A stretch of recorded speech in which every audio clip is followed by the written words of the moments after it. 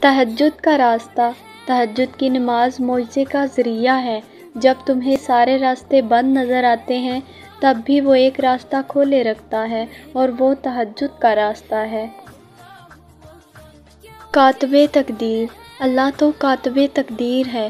وہ مٹا کر نئے سرے سے تقدیر لکھ بھی سکتا ہے۔ وہ جہاں سے چاہے کہانی کا رخ موڑ سکتا ہے۔ وہ جیسے چاہے انجام کو بدل سکتا ہے۔ تہجد کا پلڑا۔ تو اگر درد رات بھر سونے نہیں دیتا تو جان لو کہ وہ منتظر ہے تمہارا، ابھی بھی اس کو انتظار ہے تمہاری دعاؤں کا۔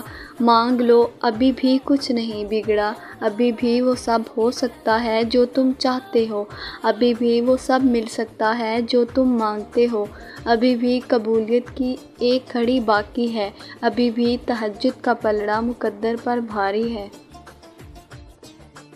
معجزوں کا نزول۔ خوبصورت کہانیاں حقیقت یوں ہی تو نہیں بن جاتی، ان میں صبر، توکل اور دعائیں بے مثال ہوتی ہیں۔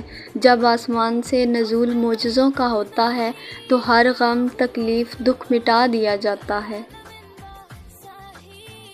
قبولیت کا وعدہ۔ اللہ پر چھوڑے ہوئے معاملات پر اتنا پریشان نہیں ہوتے، وہ قادر ہے، وہ اپنا کام مکمل کر کے رہتا ہے۔ قبولیت کا وعدہ کیا ہے تو وہ پورا بھی کرے گا۔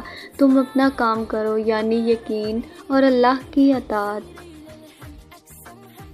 تہجد کی دعائیں۔ اور اگر تمہارے نصیب میں بہتر ہوا تو تمہاری تہجد کی دعاؤں کی وجہ سے تمہیں وہ جلد حاصل ہو جائے گا جس کا تمہیں انتظار ہے، جس کے لیے تم روتے ہو، جس کے لیے تم راتوں کو اٹھ اٹھ کر دعائیں مانگتے ہو۔